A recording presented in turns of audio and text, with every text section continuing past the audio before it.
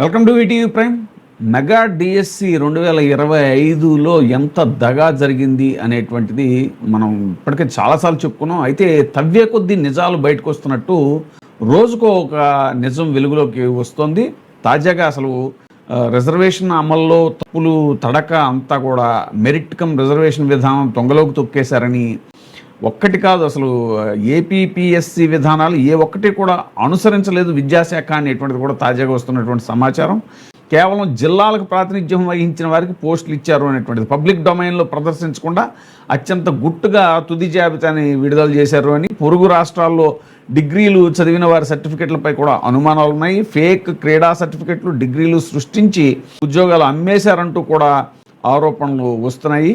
ఇక వివరాల్లోకి వెళితే, పేద దిగువ మధ్యతరగతి వర్గాలకు చెందిన నిరుద్యోగ గ్రాడ్యుయేట్ టీచర్ పోస్టులపై ఎంతో ఆరాటంతో అహోరాత్రులు డిఎస్సి 2025 కోసం శ్రమిస్తే చంద్రబాబు సర్కారు అక్రమాలతో నింపేసింది అని చెప్పేసి నిప్పులు చెరుగుతున్నారు. మెరిట్, వర్టికల్, హారిజెంటల్ రిజర్వేషన్ ప్రకారం పోస్టులు భర్తీ చేశామని ప్రభుత్వం చెప్తోంది, కానీ ఎక్కడా దాఖలాలే కనిపించట్లేదు అని స్పష్టం చేస్తున్నారు. ముఖ్యంగా సర్టిఫికెట్ల పరిశీలనకు ఒక పోస్టుకు ఒక్కరినే పిలవడం, ధ్రువపత్రాల్లో లోపాలుంటే సరిచేసుకునే అవకాశం ఇవ్వకుండా తీవ్ర అన్యాయం చేశారని కూడా అభ్యర్థులు వాపోతున్నారు. రాష్ట్రంలో ప్రభుత్వ ఉద్యోగాల భర్తీ ఆంధ్రప్రదేశ్ పబ్లిక్ సర్వీస్ కమిషన్ కీలక పాత్ర పోషిస్తుంది. ఇక అంతర్ జిల్లా క్రీడా సర్టిఫికెట్స్తో టీచర్ పోస్ట్ ఇచ్చారంటే చాలా దారుణమైన విషయం. స్పోర్ట్స్ కోటా డిఎస్సిలో రోజుకో వింత వెలుగులోకి వస్తుంది. జాతీయ అంతర్జాతీయ స్థాయిలో రాణించిన క్రీడాకారులకేమో మొండి చేయి చూపించి దారుణమైనటువంటి ఇవన్నీ కూడా వెలుగులోకి వస్తున్నాయి. ఈ విధి విధానాలు ఏవి కూడా మెగా డిఎస్సి 2025లో అమలు చేయకుండా ఇష్టానుసారంగా వ్యవహరించారని అభ్యర్థులు ఆగ్రహం వ్యక్తం చేస్తున్నారు. ఉపాధ్యాయ అభ్యర్థులకు తీరని నష్టం వాటిల్లిందే అని పేర్కొంటున్నారు. జిల్లా ఎంపిక కమిటీలు చేయాల్సిన పనిని కేంద్ర కార్యాలయం చక్కబెట్టడం, తాము ఇచ్చిన జాబితాలోని అభ్యర్థులని సర్టిఫికెట్ల పరిశీలనకు పిలవటాన్ని చూస్తుంటే గూడు పుటాణి ఏంటి ఎక్కడ జరిగింది అనేటువంటిది స్పష్టంగా అర్థమవుతుంది. విద్యారంగ నిపుణులు అభిప్రాయపడుతున్నారు. నేను 25 ఏళ్లుగా విద్యాశాఖ అధికారిగా పనిచేస్తున్న, ఎన్నో డిఎస్సీలు నిర్వహించిన ఈ తరహా ప్రక్రియ ఎన్నడూ చూడలేదు, ఏం జరిగిందో చెప్పలేని పరిస్థితి అని విద్యాశాఖ కీలక అధికారి ఒకరు వ్యాఖ్యానించారు. అంటే మెగా డిఎస్సీ నిర్వహణలో ఎన్ని లొసుగులు ఉన్నాయో అనేటువంటిది ఇప్పుడు బయటపడుతున్నాయి. ఏపీపీఎస్సీ ప్రస్తుతం వివిధ ఉద్యోగాల భర్తీకి 1:1 నిష్పత్తిలో ఫలితాలు విడుదల చేస్తోంది. పరీక్షల అనంతరం సర్టిఫికెట్ల పరిశీలనకు ముందు అభ్యర్థుల మెరిట్, రిజర్వేషన్లు, వర్టికల్, హారిజెంటల్ రిజర్వేషన్లు పరిశీలించిన తర్వాతే 1:1 నిష్పత్తిలో ఫలితాలను ప్రకటిస్తోంది. సర్టిఫికెట్ల పరిశీలనకు ఏమి తేవాలో ప్రచురిస్తుంది. విడుదల చేసినటువంటి ఫలితాల్లో హాల్ టికెట్ నెంబర్లు ఉన్నవారు సర్టిఫికెట్ల పరిశీలనకు హాజరవుతారు. నిర్ణీత సర్టిఫికెట్లు లేకుంటే సమర్పించేందుకు అవసరాన్ని బట్టి 3 రోజుల వరకు గడువు ఇస్తారు. ఈలోగా సదరు అభ్యర్థి పరిస్థితిపై ప్రత్యేక ఫైల్ అంతర్గతంగా సిద్ధం చేస్తారు. ఎలాంటి సర్టిఫికెట్లు లేవు, ఎన్ని రోజులు గడువు ఇచ్చారు, ఒకవేళ సర్టిఫికెట్ లేకపోతే తర్వాత మెరిట్ అభ్యర్థి ఎవరు అనేది ఇందులో ఉంటుంది. ఇచ్చిన గడువులోగా బోర్డు సంతృప్తి చెందితే ఎంపిక చేస్తారు, లేదంటే 2వ స్థానంలో ఉన్న అభ్యర్థిని పిలుస్తారు. కానీ మెగా డిఎస్సి 2025లో అంతా తారుమారు చేశారు. 1:1 నిష్పత్తిలో అభ్యర్థులకు కాల్ లెటర్లు పంపినా కూడా merit come reservation, vertical, horizontal ప్రకారం చేయలేదని తేటతెల్లమవుతుంది. ఇలా చేస్తే అన్ని విధాలుగా అర్హులైన వారికి మాత్రమే కాల్ లెటర్లు వెళతాయి. అన్ని సక్రమంగా ఉన్న అభ్యర్థులకు తప్పనిసరిగా ఉద్యోగం వస్తుంది. కానీ డిఎస్సి 2025 కాల్ లెటర్ల విడుదలకు ముందు ఎలాంటి రిజర్వేషన్లను పరిశీలించిన దాఖలాలు లేవు. నిర్ణీత తేదీల్లో సర్టిఫికెట్ల పరిశీలనకు హాజరైన డిఎస్సి అభ్యర్థుల పత్రాలకు సంబంధించి చిన్న లోపం కనిపించినా ఒక్కరోజు కూడా గడువు ఇవ్వకుండా అక్కడే తిరస్కరించినట్లుగా చెప్తున్నారు. 1:1 నిష్పత్తి ప్రకారం జోన్ ఆఫ్ కన్సిడరేషన్ పోస్టు పరిధిలోకి వచ్చిన వారికి మాత్రమే కాల్ లెటర్లు పంపి సర్టిఫికెట్ల పరిశీలనకు పిలిచినట్టుగా విద్యాశాఖ ఉన్నతాధికారులు చెప్తున్నారు. హారిజెంటల్ రిజర్వేషన్ ప్రకారం ఒక కేటగిరీలో 10 పోస్టులు ఉంటే అందులో 7 పోస్టులు మెరిట్ ద్వారా, 3 పోస్టులు హారిజెంటల్ ద్వారా, అంటే women, sports, ex service men, PWD ఇలాగా ప్రత్యేక అవసరాల దృష్ట్యా భర్తీ చేయాలని పేర్కొన్నారు. చిత్తూరు జిల్లాకు చెందిన బాధిత అభ్యర్థి ఏకాంబరం వివరాలని అధికారులు ఉదహరించారు. చిత్తూరు జిల్లాలో బీసీ డి కేటగిరీలో 7 పోస్టులు ఉండగా ఒకటి హారిజెంటల్లో ఉమెన్కి కేటాయిస్తూ నోటిఫికేషన్ పేర్కొన్నారు. భర్తీ ప్రక్రియలో 5 పోస్టులు మెరిట్ ప్రకారం, 2 పోస్టులు హారిజెంటల్లో భర్తీ చేసినట్టు చెప్పారు. మెరిట్లో చివరి ర్యాంకర్ 114కి ఇచ్చామని, వాస్తవానికి 114 ర్యాంక్ అభ్యర్థి ఎస్టీ అయినా కూడా బీసీ డిలో చూపించారు. కానీ ఏకాంబరం ర్యాంకు 125 కాబట్టి అతనికి పోస్టు వచ్చేటువంటి అవకాశం లేదని చెప్పారు. మెరిట్లో ఉమెన్ లేకపోతే హారిజెంటల్ ప్రకారం కింద ర్యాంక్ ఎంత ఉన్నా కూడా పైకి తెచ్చి భర్తీ చేయాలని పేర్కొన్నారు. వాస్తవానికి మెరిట్లో భర్తీ చేసిన 5 పోస్టుల్లో చివరి అభ్యర్థి ఉమెన్, ఆమె ఓవరాల్ ర్యాంకు 116. దీంతో హారిజెంటల్ పోస్టు భర్తీ అయిపోయింది. మిగిలిన 2 పోస్టులని మెరిట్లో భర్తీ చేయాలి. 116వ ర్యాంక్ అభ్యర్థి తర్వాత 6వ స్థానంలో 125వ ర్యాంక్ సాధించిన ఏకాంబరం ఉన్నారు. అతడికి ఒక పోస్ట్ ఇస్తే మరో పోస్టు 133వ ర్యాంకులో ఉన్నటువంటి మరో అభ్యర్థికి బీసీడీలో 7వ ర్యాంకు ఇవ్వాలి. చివరి 2 పోస్టులను పిహెచ్ అభ్యర్థులతో నింపారు. జిల్లాలో ఎస్ఏ సోషల్ 113 పోస్టులు ఉన్నాయి.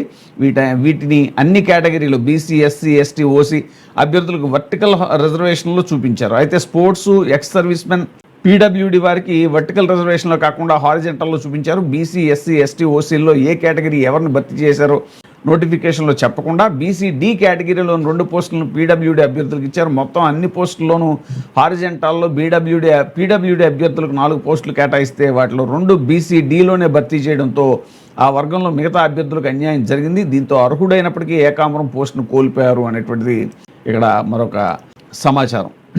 ఇక అంతర్జిల్లా క్రీడా సర్టిఫికెట్తో టీచర్ పోస్టులు ఇచ్చారని డిఎస్సి నియామక ప్రక్రియపై రాష్ట్ర వ్యాప్తంగా నిరుద్యోగులు మండిపడుతున్నారు. ముఖ్యంగా క్రీడా కోటాలో రాత పరీక్ష అవసరం లేకుండా భర్తీ చేసినటువంటి టీచర్ పోస్టుల్లో భారీ అవినీతి చోటు చేసుకుందని అభ్యర్థులు ఆరోపిస్తున్నారు. అత్యంత దారుణంగా ఇంటర్ డిస్ట్రిక్ట్ అంటే అంతర్జిల్లా క్రీడా పోటీల సర్టిఫికెట్లతో ఉపాధ్యాయ పోస్టు కట్టబెట్టేయడం అనేటువంటిది విస్తుగొలుపుతోంది. జాతీయ, అంతర్జాతీయ స్థాయిలో రాణించిన క్రీడాకారులకు మొండి చేయి చూపించి కేవలం ఒక జిల్లాకు క్రీడల్లో ప్రాతినిధ్యం వహించిన వారికి వారి సర్టిఫికెట్లకు ప్రాధాన్యతని ఇవ్వడం అనేటువంటిది డిఎస్సి క్రీడా కోటా పోస్టుల భర్తీలో పారదర్శకతకి పాత్రగా నిలుస్తోంది. ముఖ్య నేత, బంధువు, మాస్టర్ మైండ్ అవినీతి వ్యూహంలో భాగంగానే పోస్టుల భర్తీలో ప్రాధాన్యతలు మారిపోయినట్లుగా అభ్యర్థులు పేర్కొంటున్నారు.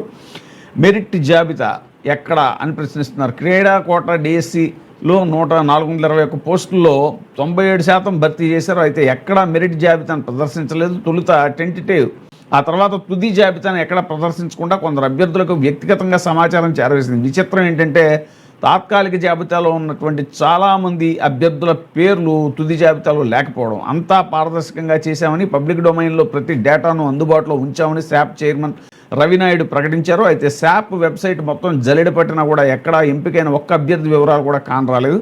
శాప్కు వచ్చిన దరఖాస్తులను తొలుత స్క్రీనింగ్ కమిటీ పరిశీలించి జాబితాను రాష్ట్ర స్థాయి కమిటీకి పంపగా సమీక్షించి తుది జాబితా ఆమోదించింది. ఇదంతా లోపాయకారిగా చేయడంలో మాస్టర్ మైండ్ కీలకంగా చక్రం తిప్పినట్టుగా తెలుస్తోంది. క్రీడా కోటా డిఎస్సిలో అవినీతి భాగోతాన్ని కప్పిపుచ్చుకునేందుకు మాస్టర్ మైండ్ ఉద్యోగాలు పొందిన కొందరు ఉపాధ్యాయులను రంగంలోకి దించి వీడియోలతో ప్రజల దృష్టిని దారి మళ్లించేందుకు చేసిన యత్నం బెడిసికొడుతోంది. వారి బ్యాక్గ్రౌండ్ని నిరుద్యోగ అభ్యర్థులు జల్లెడ పడుతున్నారు. అన్ని అర్హతలు ఉండి కూడా ఉద్యోగం దక్కని క్రీడాకారులు దీన్ని క్షుణ్ణంగా పరిశీలిస్తున్నారు. దీంతో వీడియోలు చేస్తే తమ గుట్టు రట్టవుతుందని ఫేక్ సర్టిఫికెట్లతో ఉద్యోగం పొందిన వారు బెంబేలెత్తుతున్నారు.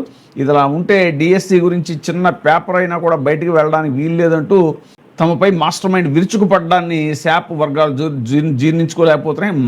మూటలు దోచుకుని తమపై చిందులేయడం ఏమిటని చర్చించుకుంటున్నాయి. పశ్చిమ గోదావరి జిల్లాలో ఓ క్రీడాకారిణి ఖోఖోలో జాతీయ స్థాయిలో రాణించారు. ఆమెకు డిగ్రీ సర్టిఫికెట్స్ లేకున్నా స్పోర్ట్స్ కోటాలో డిఎస్సిలో ఉద్యోగం వచ్చింది.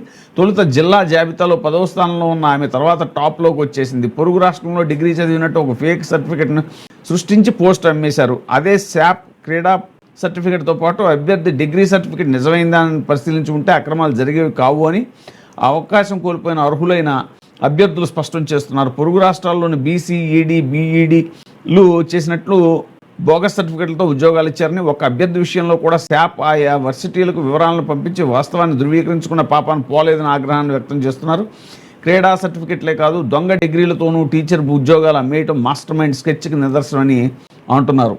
ఇక క్రీడా కోటాలో డిఎస్సిలో ఫేక్ సర్టిఫికెట్లు సృష్టించి టీచర్ ఉద్యోగాలను అంగట్లో సరుకుల మాదిరిగా అమ్మేశారని ఆరోపణలు వెల్లువెత్తుతున్నాయి. 5 లక్షలకు ఇంటర్ డిస్ట్రిక్ట్ సర్టిఫికెట్లు విక్రయించడంతో పాటు పోస్టుకు 15 నుంచి 20 లక్షల చొప్పున వసూలు చేసినట్టుగా అభ్యర్థులు పేర్కొంటున్నారు. ఇలా 3 వంతుల పోస్టులు అమ్ముకుని 40-50 కోట్లు వసూలు చేసినట్టుగా క్రీడాకారులు బహిరంగంగానే చర్చించుకుంటున్నారు. అందుకే ఎక్కడా కూడా తుది మెరిట్ లిస్ట్ను ప్రదర్శించలేదని, దొడ్డిదారిన ఉద్యోగాలు పొందిన వారి గుట్టు మాస్టర్ మైండ్ బండారం బయటపడుతుందనే భయంతోనే దాన్ని దాచేసినట్టుగా ఆరోపణలు వ్యక్తమవుతున్నాయి. ఇలాంటి అనేక తప్పుల తడకలు అన్నమాట. ఇక డిఎస్సి తప్పుల మీద అధికారులు కూడా వింత వాదన అనేటువంటిది హారిజెంటల్ రిజర్వేషన్ అమలు ప్రక్రియను తప్పుగా అర్థం చేసుకుంటూ మెగా డిఎస్సి 25పై ఆరోపణలు చేస్తున్నారని పాఠశాల విద్యాశాఖ బుకాయిస్తోంది. డిఎస్సిలో అక్రమాలు బట్టబయలవుతుండటంతో ఉక్కిరిబిక్కిరవుతున్న చంద్రబాబు ప్రభుత్వం ఏదోలా ఈ స్కామ్ నుంచి బయటపడాలని విద్యాశాఖ ద్వారా పొంతనలేని రీతిలో సమాధానం ఇస్తోంది. ఇంకా ఇలాగ 1:1 నిష్పత్తిలో కాల్ లెటర్లు జారీ చేసినప్పటికీ వెరిఫికేషన్ కాదనైన పలువురు అభ్యర్థులకు తుది జాబితా ఎంపికలు చోటు దక్కలేదన్న ఆరోపణ సరికాదు. ఇది హారిజెంటల్ రిజర్వేషన్ తప్పుగా అర్థం చేసుకోవడం వల్ల వచ్చింది. అర్హత, దానికి సంబంధించిన ధృవీకరణ పత్రాలను పరిశీలించే ఉద్దేశంతో నోటిఫై చేసిన ఖాళీలకు సంఖ్య ఖాళీల సంఖ్యకు అనుగుణంగా ఆయా వర్టికల్ రిజర్వేషన్, హారిజంటల్ రిజర్వేషన్ వర్గాల పరిధిలో 1:1 నిష్పత్తిలో సర్టిఫికేట్ వెరిఫికేషన్ కాల్ లెటర్లు జారీ చేశామంటూ పేర్కొంది. ఇలాగా కండిషన్స్ సప్లై అనేటువంటి రీతిలో చెప్పడం అనేటువంటిది కోసమెరుపు ఇక్కడ. ఇక డిఎస్సి నియామకాల్లో అవినీతి అనేటువంటిది డైవర్ట్ చేయటానికే ఇవన్నీ చేస్తున్నారు అనేటువంటిది తెలుస్తున్న సమాచారం. ఏదైనా సరే డిఎస్సి, మెగా డిఎస్సి 2025లో జరిగినటువంటి అవకతవకల మీద ప్రభుత్వం ఒక స్పష్టత ఇవ్వాలి, దాని మీద శ్వేతపత్రం విడుదల చేయాలి అనేటువంటిది ప్రతిపక్షాల డిమాండు. ప్రతిపక్షాలే కాదు, విద్యార్థి సంఘాలే కాదు, అలాగే ప్రజా సంఘాలు, ఇంకా మేధావులు అందరూ కూడా దీని మీద తీవ్రమైనటువంటి అభ్యంతరాలను వ్యక్తం చేస్తున్నారు. మరి చూడాలి ముందు ప్రభుత్వం ఎలాంటి సమాధానం ఇస్తుందో. ఇప్పుడే సబ్స్క్రైబ్ చేయండి, లైక్ చేయండి, షేర్ చేయండి. WEIGH TV ప్రైమ్, నీ ఉత్తమాభిరుచుల సమ్మేళనం.